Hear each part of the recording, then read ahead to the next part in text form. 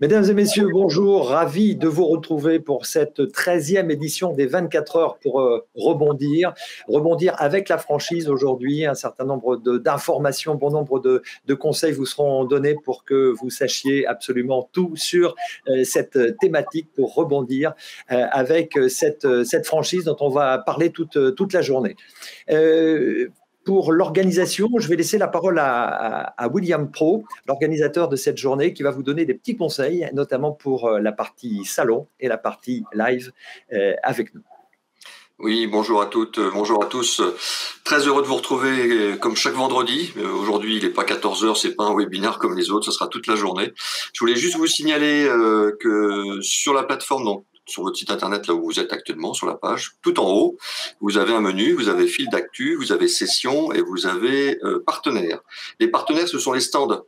Donc, allez les visiter, prenez des rendez-vous avec les franchiseurs, ils sont là pour ça.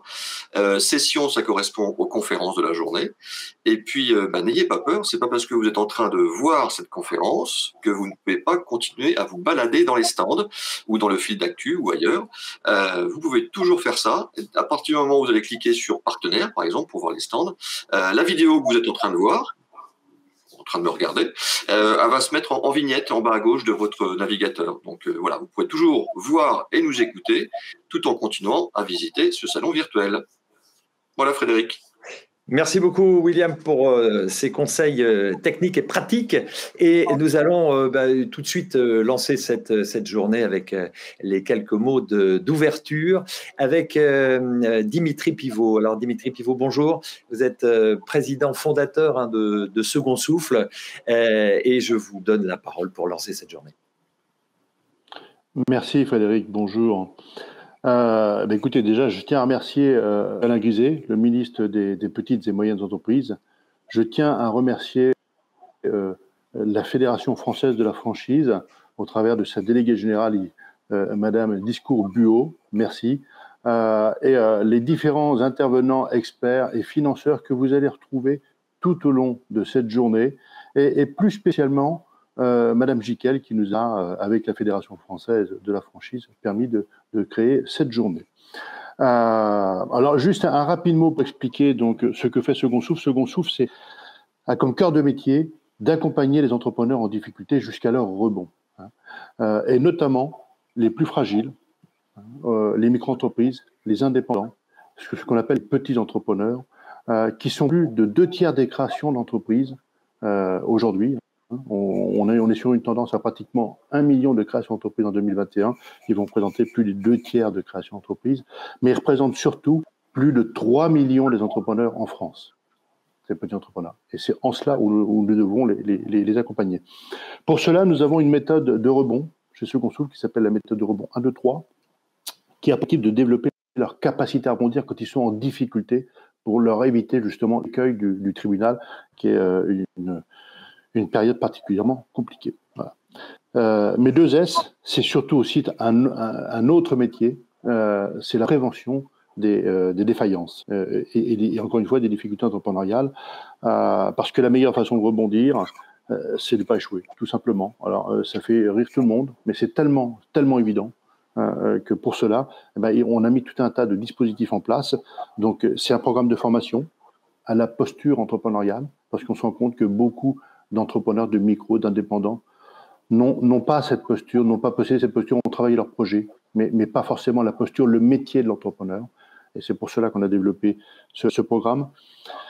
Ce sont, William Pro l'a souligné tout à l'heure, des webinaires hebdomadaires tous les vendredis de 14h à 15h sur des thématiques différentes.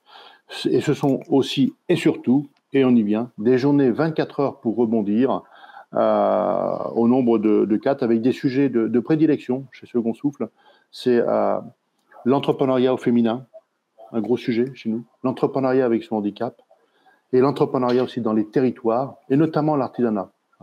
Donc les 12 journées précédentes ont accueilli plus de 15 000 inscrits, plus de 200 intervenants et je dois dire que c'est un gros succès en termes de sensibilisation aux difficultés entrepreneuriales.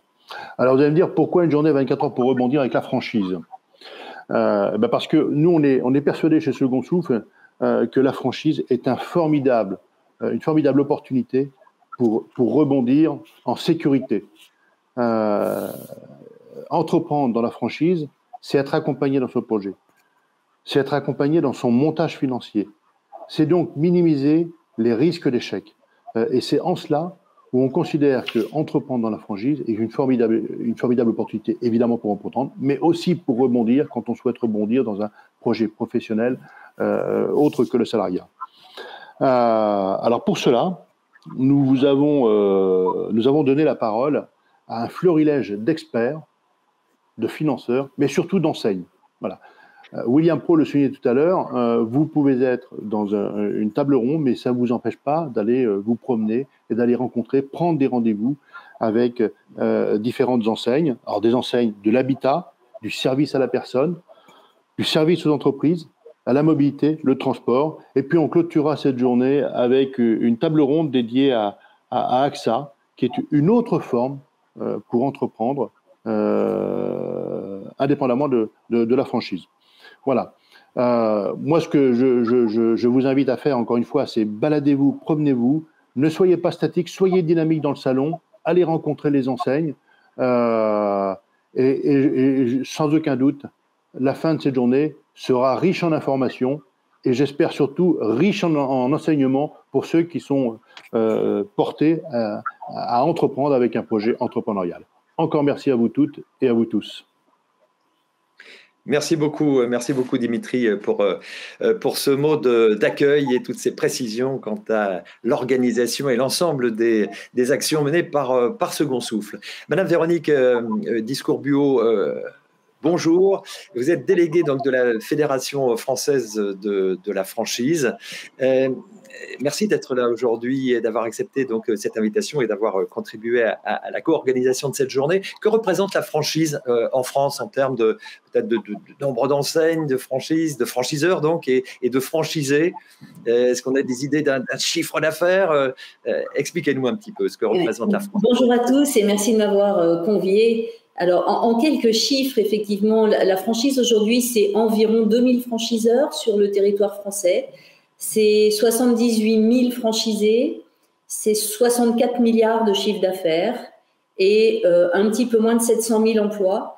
Tout ça sur 90 secteurs d'activité. On peut dire qu'on peut pratiquement entreprendre dans tous les secteurs d'activité en franchise, ou du moins qu'on a un grand choix, puisque ça se répartit aujourd'hui à peu près équitablement entre les services et le commerce.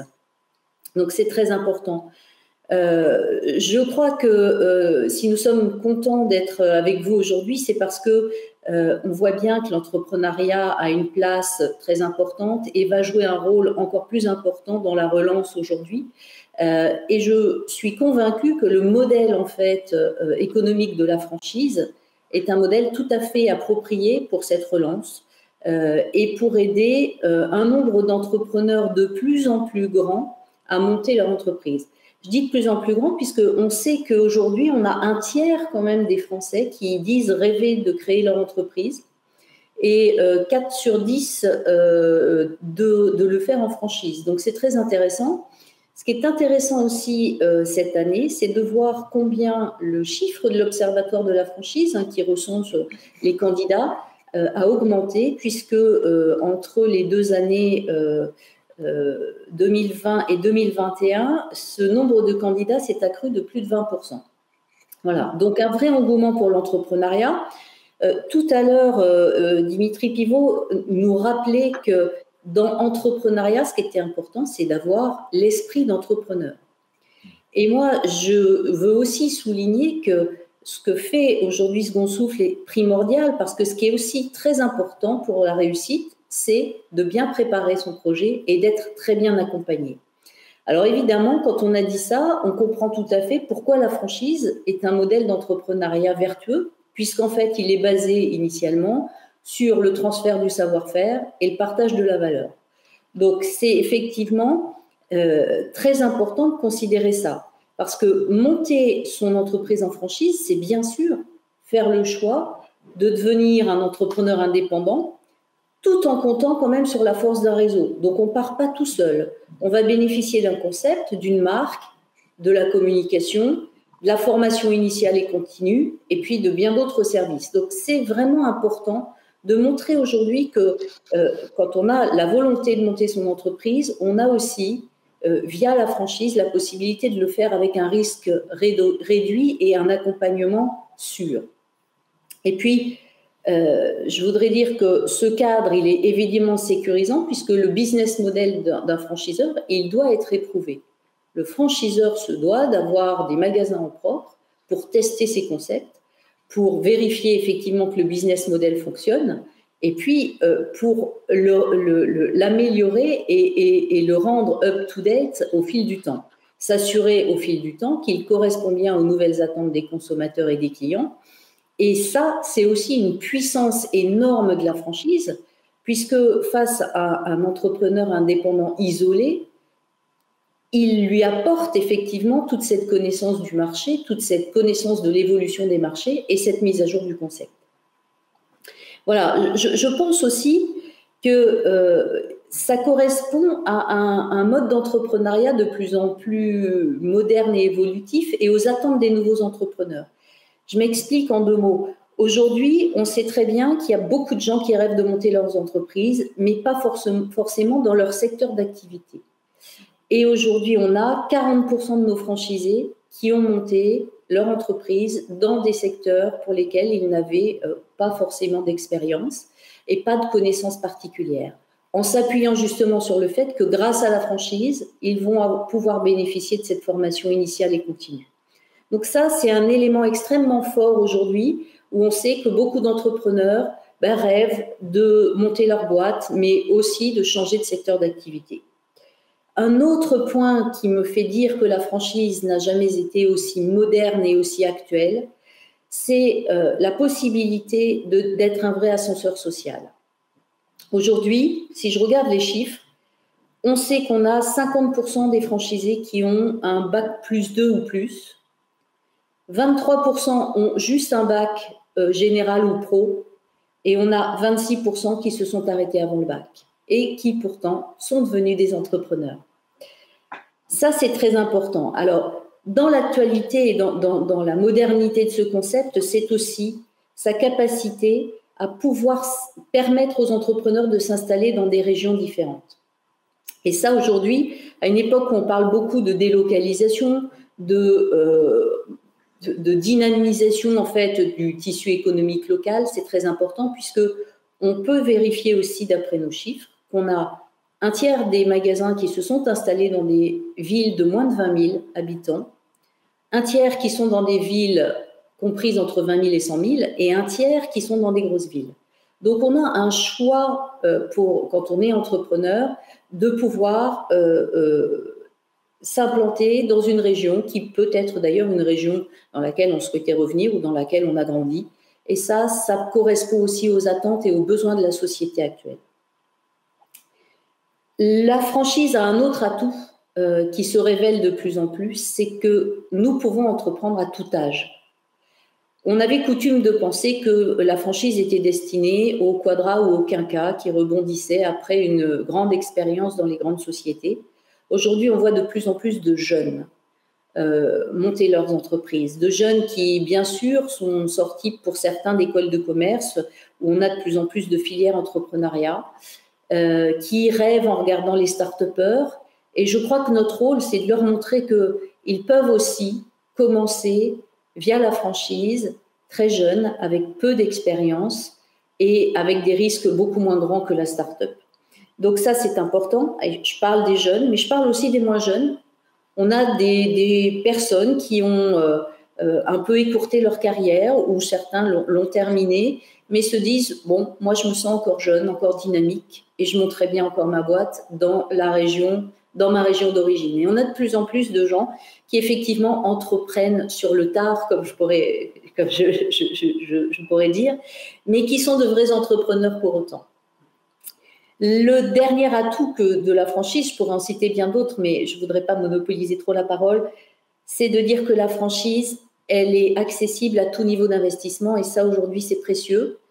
On a des niveaux d'investissement relativement modérés qui permettent à des jeunes entrepreneurs ou à des moins jeunes de démarrer Et on a effectivement des très grosses franchises avec des très gros investissements pour d'autres profils d'investisseurs.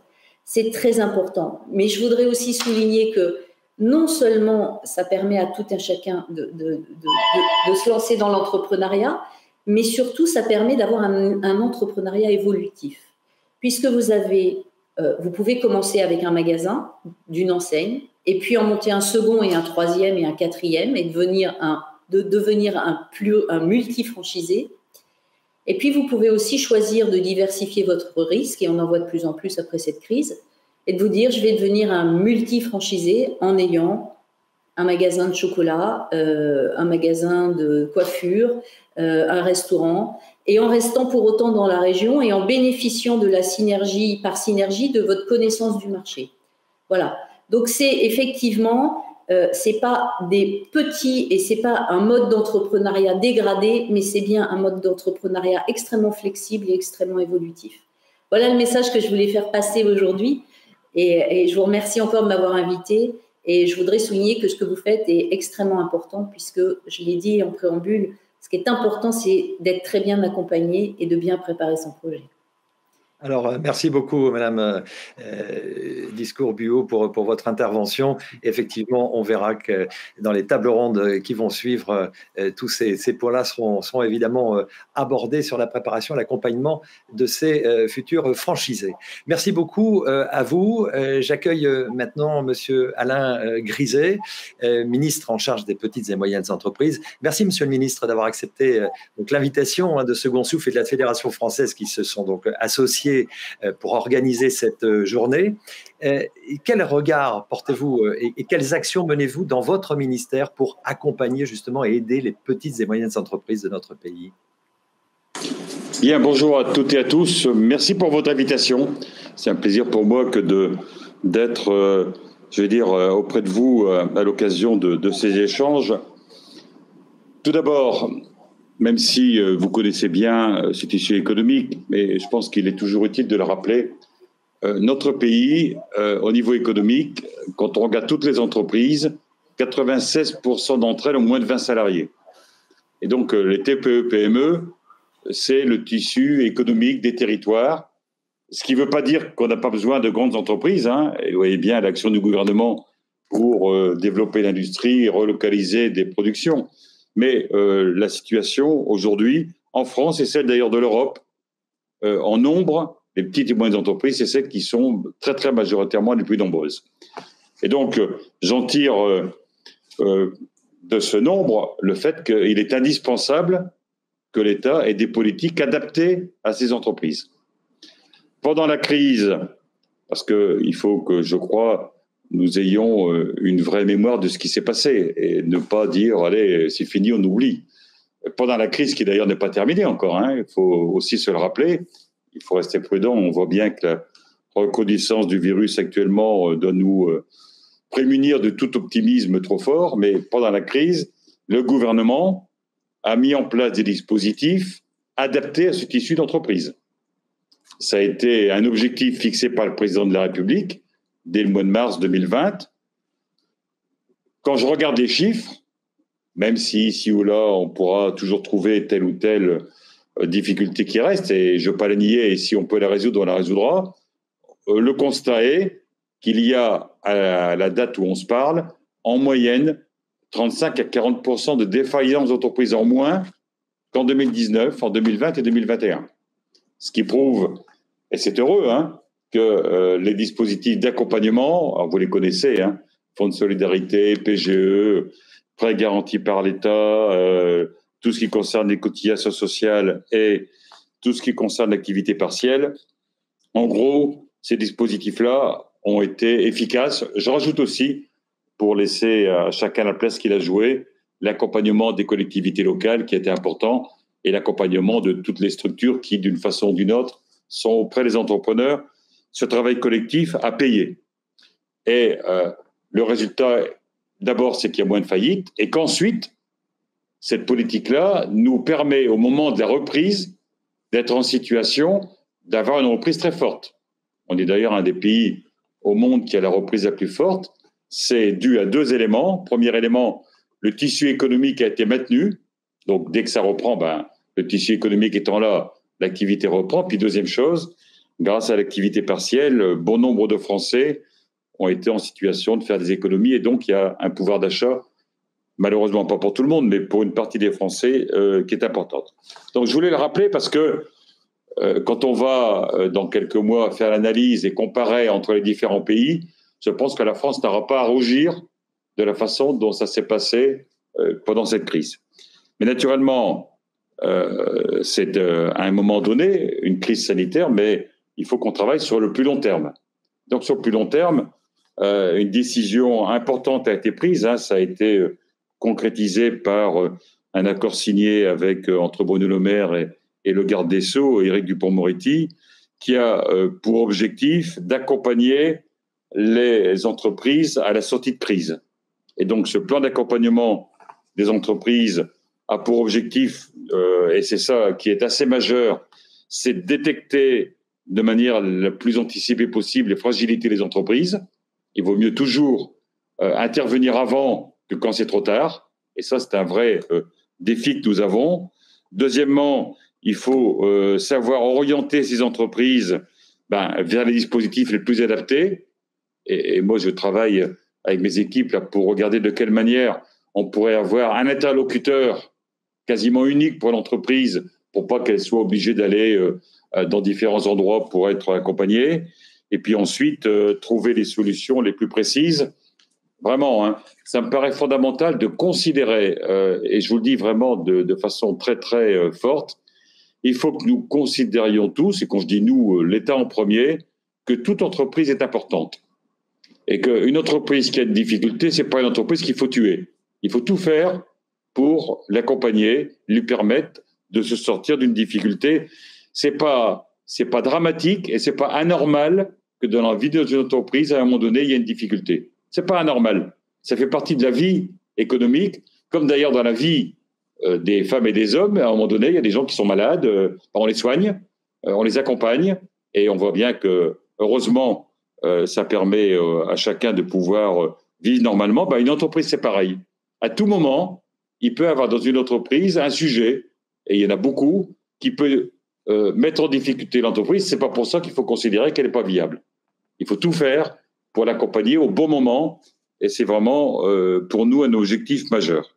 Et donc, il y a eu la période d'accompagnement pendant la crise. On a également en parallèle mis en place, vous savez, un plan de relance. J'insiste là-dessus parce que le plan de relance, c'est 100 milliards. Alors, c'est pas pour afficher 100 milliards. Hein. Le Premier ministre y tient beaucoup et on va y arriver en 2021. Il y aura 70 milliards qui auront été ou décaissés ou engagés. Et je précise que sur ces 100 milliards, il y a 40 milliards fléchés TPE-PME. 40 milliards fléchés TPE-PME, j'insiste. Et 24 milliards ont déjà été consommés. Et donc, c'est important que l'ensemble des acteurs, là aussi, accompagnent, informent les entrepreneurs des possibilités qui sont les leurs, parce que cette crise a aussi eu pour effet d'accélérer les transformations. On voit bien que le consommateur a des comportements qui évoluent, on a des objectifs en termes d'environnement, en termes d'économie durable, qui nécessitent des transformations dans les modèles économiques. Et donc le plan de relance a aussi pour objectif d'accompagner ces entreprises. Et puis, troisième point, qui est un point sur lequel je travaille avec mes équipes là depuis maintenant 1 an, qui a été arbitré par le Premier ministre et par le Président de la République, c'est un plan pour les indépendants. Un plan pour les indépendants, 3 millions d'indépendants en France. Et l'objectif de ce plan, c'est à la fois de mieux protéger, de simplifier et, au bout du compte, de mettre plus d'équité entre les entrepreneurs. Donc, on a une vingtaine de mesures. Ce plan est travaillé sur 3 textes différents. La loi de finances, donc une partie sera adoptée avant la fin de l'année. Plan de finances de la sécurité sociale, pareil, avant la fin de l'année. Puis j'ai la chance d'avoir un arbitrage pour avoir un texte de loi spécifique au plan pour les indépendants, parce que je dis j'ai la chance, parce que entre collègues, on a les uns et les autres beaucoup de textes et au Parlement, il n'y a pas de place. Donc, le Premier ministre a arbitré pour que le plan des indépendants soit intégré dans le calendrier parlementaire. Il a été adopté au Sénat, je le précise et j'en suis très heureux, à unanimité du Sénat.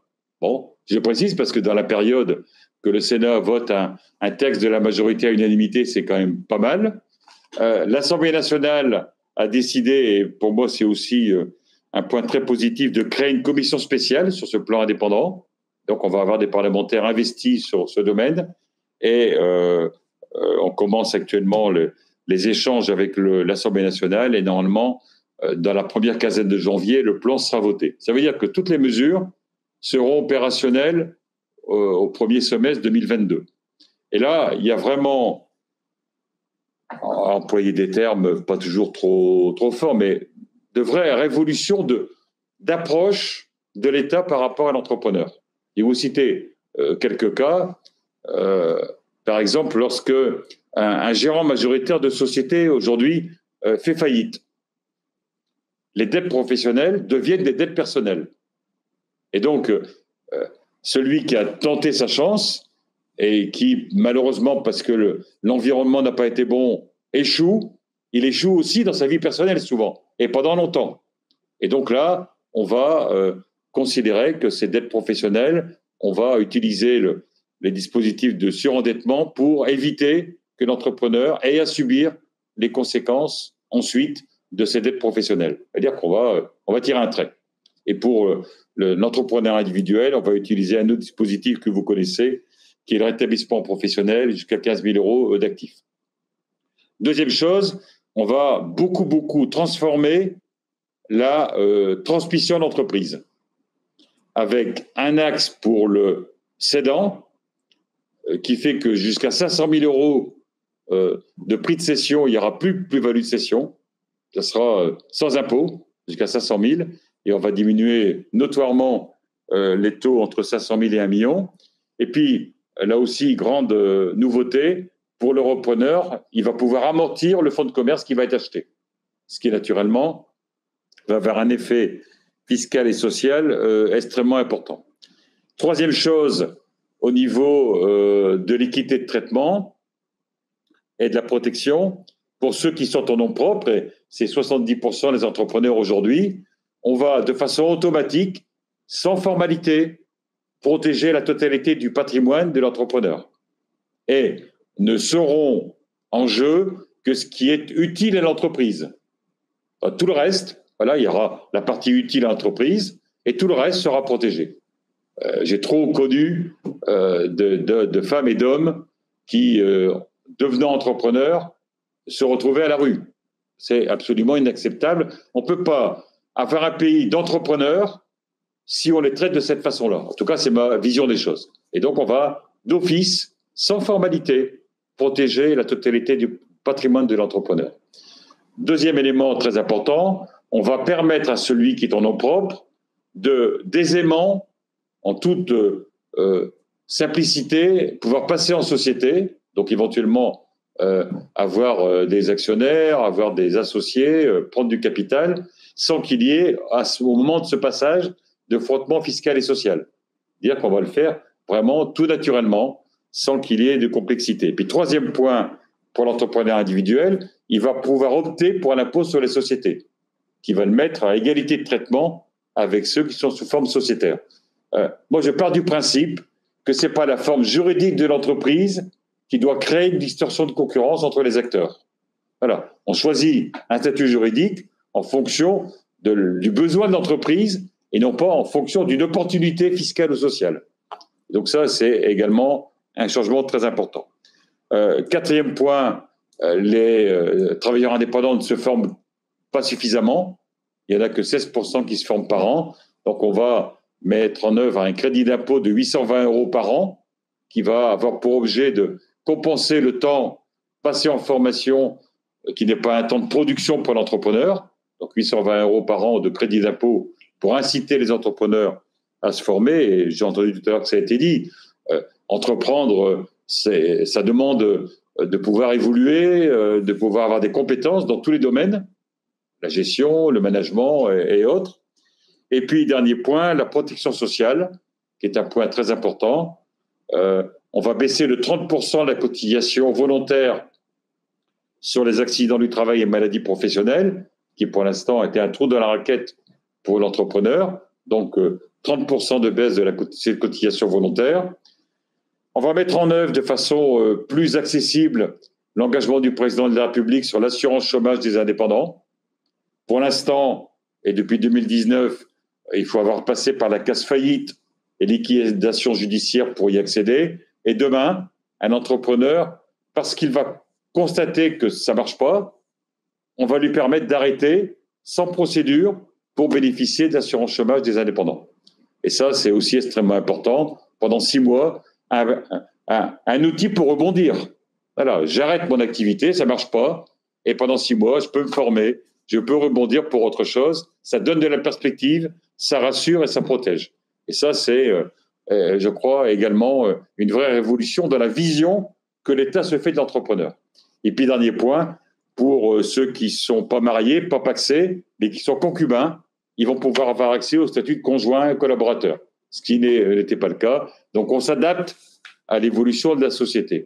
Donc, tous ces éléments, que ce soit les soutiens, je n'emploie même pas le terme d'aide, vous voyez, parce que quand on ferme une boîte, il est normal qu'on la soutienne. On ne l'aide pas, on la soutienne. Quand le soutien, la période de soutien, la période de relance, et puis la perspective de long terme pour un environnement des entrepreneurs qui soit plus conforme à leur taille, à leur fonctionnement et à leurs besoins. L'État doit être un partenaire de l'entreprise et pas un adversaire. L'État a besoin d'entrepreneurs. Dans les débats qu'on va sûrement entendre dans les prochaines semaines avec les élections présidentielles, des candidats parleront de la dette. Bon, la dette, on la remboursera que s'il y a de l'activité économique. Tous ceux qui nous racontent qu'il ne faut pas d'activité économique et que ça va aller mieux, ça durera pas longtemps. Donc, il faut de l'activité économique. Et donc, l'activité économique, c'est les entrepreneurs qui la mettent en place, avec leurs salariés, naturellement. Et donc, notre travail, en tout cas, la conception que je me fais de notre travail, c'est que nous accompagnons les entrepreneurs pour, au bout du compte, leur permettre d'exercer leur talent, de pouvoir investir et de travailler des conditions qui soient des conditions plus favorables. Voilà la façon dont on aborde ces sujets-là, avec des décisions concrètes. Ce que je vous dis, ce n'est pas des choses sur lesquelles on réfléchit pendant 50 ans. Hein. Les aides, elles ont été efficaces tout de suite.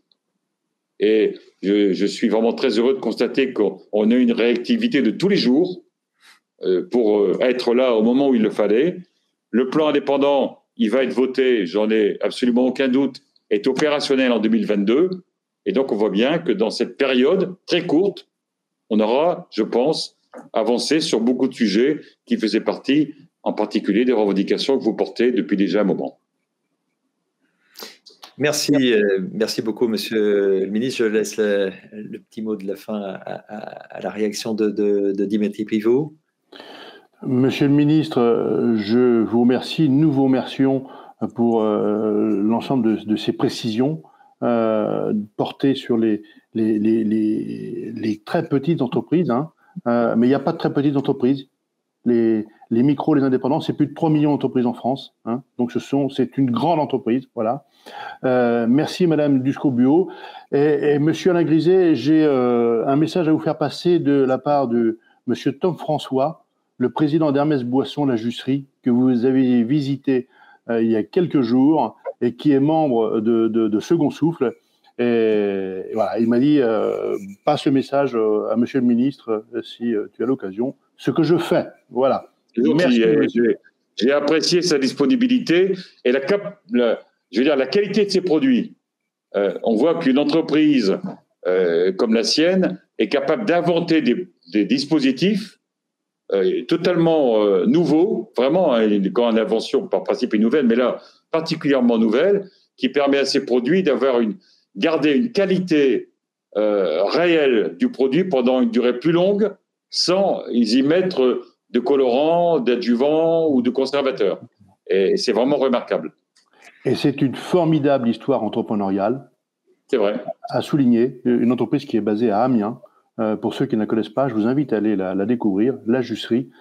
c'est une très belle aventure portée par des entrepreneurs, voilà, des entrepreneurs musclés, on va dire ça comme ça. Oui, et je me permets de dire que c'est pour ça que financièrement, on lui a donné un petit coup de main quand même. Enfin, quand je dis petit, bon, un coup de main réel. Bon. Voilà. Merci beaucoup encore à toutes et à tous. Merci Monsieur le Ministre, merci Madame Véronique Discourbio, merci Dimitri pour ces discours d'ouverture. Et sans plus tarder, nous allons nous déconnecter puis nous reconnecter pour la première table ronde qui a pour thème « Pourquoi entreprendre justement par la franchise ?» À tout de suite. Merci.